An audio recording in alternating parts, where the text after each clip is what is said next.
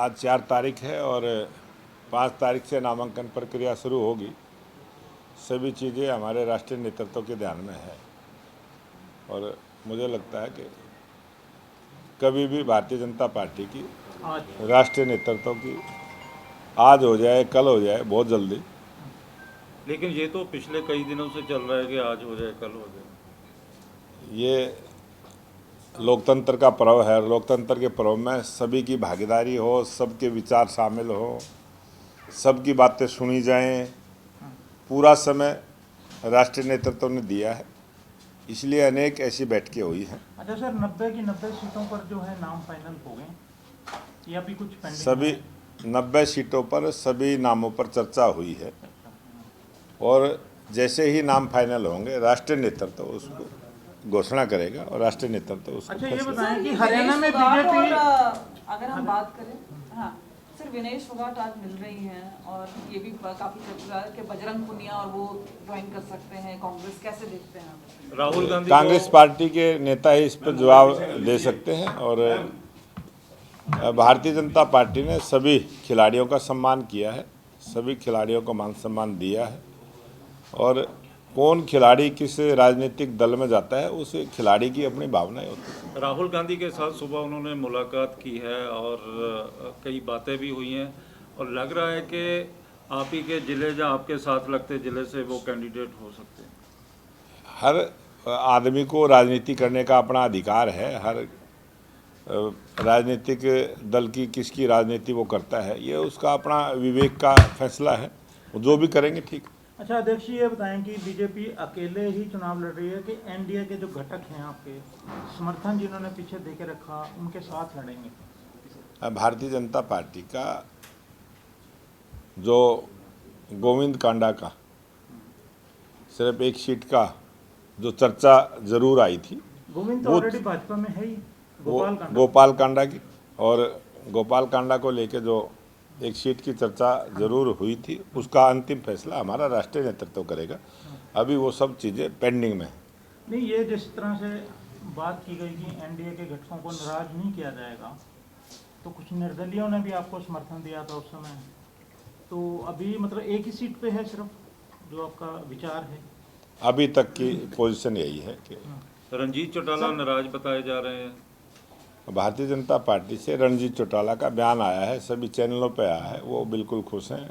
पूरा मान सम्मान पार्टी ने दिया है और इस प्रकार की कोई बात नहीं। मुख्यमंत्री से चुनाव लड़ने की भी बात सामने आ रही है या वो करनाल छोड़ के कहीं और उनको शिफ्ट किया जा रहा है, क्या ये हमारा राष्ट्रीय नेतृत्व फैसला करेगा। 90 की 90 विधानसभाओं में से किस सीट पर किस उम्मीदवार ने चुनाव लड़ना है, किस नेता ने चुनाव लड़ना है, ये हमारा राष्ट्रीय नेतृत्व तय करेगा। और जहाँ से भी राष्ट्रीय नेतृत्व घोषणा करेगा वहीं से चुनाव लड़ेगा। आप मानते हैं कि कल दुष्यंत फाइल कर रहे हैं नॉमिनेशन, वीरेंद्र सिंह भी है वहां से, कैसे देखते हैं उचाना में बीजेपी का कितना क्या स्टेक है? अब भारतीय जनता पार्टी उचाना विधानसभा में जीत दर्ज करेगी और बड़ी मजबूती के साथ भारतीय जनता पार्टी की सरकार बनेगी। आज पेपर में भी अखबार में छपा है कि एक स्वीपर की जॉब के लिए 46,000 ग्रेजुएट्स और पोस्ट ग्रेजुएट्स का आया है। कैसे देखते हैं आप इसे, क्योंकि विपक्ष तो बोल रहा है कि ये पूरा अनएम्प्लॉयमेंट का दर्द दिखा रहा है आपका। हरियाणा प्रदेश में जितना रोजगार हमारी 10 साल के शासन में 1,47,000 युवाओं को रोजगार देने का काम किया, 1,20,000 कच्चे कर्मचारियों को नियमित करने का काम किया। हमारी सरकार ने रोजगार के अवसर हरियाणा प्रदेश में युवाओं के लिए बढ़ाने का काम किया है और पूरे हरियाणा प्रदेश में बेरोजगारी खत्म हो, इस प्रकार की नीति और सोच को लेकर हमारी सरकार ने काम किया। ये हमारी सरकार की बड़ी उपलब्धि। अध्यक्ष जी, ये बताएं कि कोई व्यक्ति विशेष यदि कह देता है कि मैं यहाँ से चुनाव लड़ूंगा, पार्टी हाईकमांड उसका निर्णय लेगी या वो लेगा? हमारा राष्ट्रीय नेतृत्व हर चीज़ का फैसला करता है और व्यक्ति विशेष पार्टी में शामिल होता है और जब शामिल होता है तो इसी कंडीशन पे होता है कि वो पार्टी के लिए काम करे। जैसे सीएम साहब कह रहे हैं कि मैं करनाल से लड़ूंगा, तो उनकी उम्मीदवारी क्या पार्टी हाईकमांड तय करेगी या सीएम साहब अपने आप करेंगे? 100% सभी की उम्मीदवारी हमारा राष्ट्रीय नेतृत्व तय करता है। केंद्रीय चुनाव समिति की बैठक के बाद जो निर्णय होगा वो अंतिम निर्णय। अच्छा, ये बताएं कि कैंडिडेट्स के चयन में आधार क्या रखा गया, क्योंकि कई जो आपके एमएलए जीते बहुत कम जो वोट से पिछली दफा जीते हैं, क्या इस दफा उनके जो आधार हमने चयन का रखा, क्योंकि आप उस सारी प्रक्रिया का हिस्सा रहे।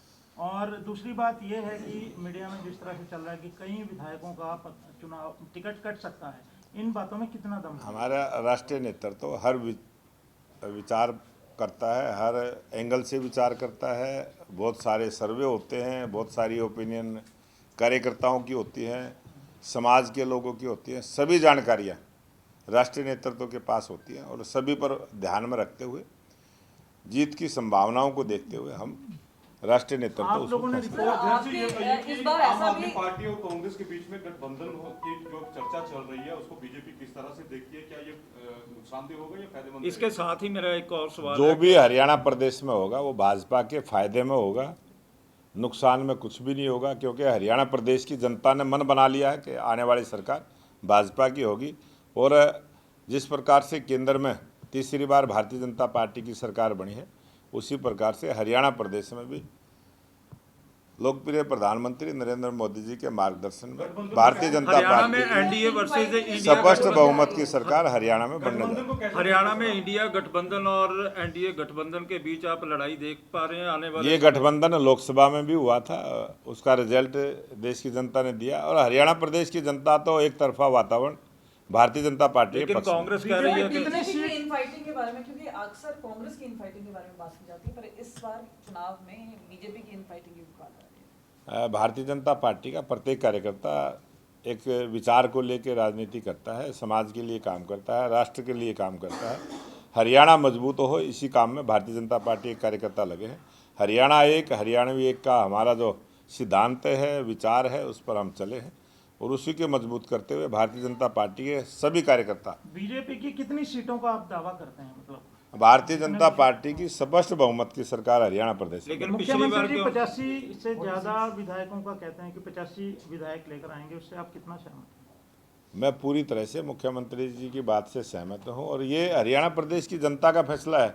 उन्होंने फैसला ले लिया कि आने वाली सरकार भाजपा की। तो अध्यक्ष जी ये बताएं कि आपने फैसला क्षेत्रीय दलों को कैसे देखते हैं, उनका क्या जनाधार मानते हैं? क्षेत्रीय दलों का अपना जनाधार होता है और वो आने वाला चुनाव का जो रिजल्ट होगा वो उसमें पता चलेगा। अच्छा, ये बीजेपी विकास के मुद्दे की बात करती है और इसके अलावा इन चुनाव में बीजेपी किन मुद्दों के साथ जो है उतरेगी चुनाव में? भारतीय जनता पार्टी की सरकार की 10 वर्षों की उपलब्धियां, किसानों को सम्मान की बात हो, युवाओं के रोजगार की बात हो, महिलाओं के अधिकार की बात हो, गरीब कल्याण की योजनाओं की बात हो और प्रदेश में जिस प्रकार से चहुमुखी विकास हुआ है, किस प्रकार से जो आज आप पूरे हरियाणा प्रदेश में देखोगे प्रत्येक जिला 4 लेन मार्ग से जोड़ा गया है, प्रत्येक जिला राष्ट्रीय राजमार्ग से जोड़ा गया है, किस प्रकार से प्रत्येक 20 किलोमीटर पर महिला कॉलेज बनाने की बात हो, शिक्षा पे, स्वास्थ्य पे और सुरक्षा पे जो हमारी सरकार ने काम किए हैं, उन सब उपलब्धियों को लेकर हम जनता के बीच में जाएंगे। अच्छा, ये बताएं, आपने कहा कि कैंडिडेट का चयन जो है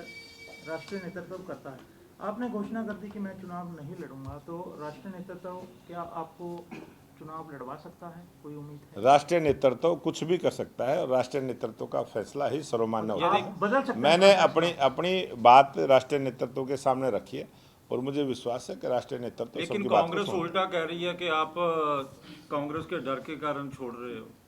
अब जिस सीट से मैं विधायक हूं वहां से भारतीय जनता पार्टी मजबूत स्थिति के साथ कमल का फूल वहां से खिलेगा। पहली बार कमल का फूल खिला था और ये भारतीय जनता पार्टी के संगठन की सीट राय विधानसभा बनेगी। ये आने वाला चुनाव का रिजल्ट बताएगा। अध्यक्ष जी, एलिवाल बेल्ट में राव इंद्रजीत को अब तवज्जो दिया जाएगा, उनकी पसंद से कैंडिडेट डिक्लेयर होंगे, ऐसी आज कुछ मीडिया रिपोर्ट्स हैं, इस पर आप क्या कहेंगे? भारतीय जनता पार्टी जातिवाद से, क्षेत्रवाद से, परिवारवाद से हटके राजनीति हम करते हैं और सभी नेताओं को सम्मान देते हुए, सभी बात का सम्मान रखते हुए भारतीय जनता पार्टी का शीर्ष नेतृत्व फैसला लेता है और उसमें सबको सम्मान मिलेगा। हरियाणा एक, हरियाणा इस दफे पार्टी में परिवारवाद को जिस तरह से बड़े नेता हैं आपके, उनके बच्चों के टिकट देने पर राजी हो रही है पार्टी। टिकट मांगना सबका अधिकार है, प्रत्येक कार्यकर्ता को टिकट मांगना चाहिए और टिकट मांगना सबका अधिकार है और सभी का सम्मान करते हुए हम सभी की बात पार्टी आपकी परिवारवाद के बेसिकली विरोध में रही आप, क्योंकि इस बात को लगातार 10 साल के दौरान और केंद्र में भी कहते रहे, परिवारवाद तो कांग्रेस इशू नहीं पे रहेगा। प्रहार भी करते रहे कि ये परिवारवाद कर रही है। अगर ये नेताओं के बच्चों को दिया जाता तो आपको लगता नहीं कि परिवारवाद होगा?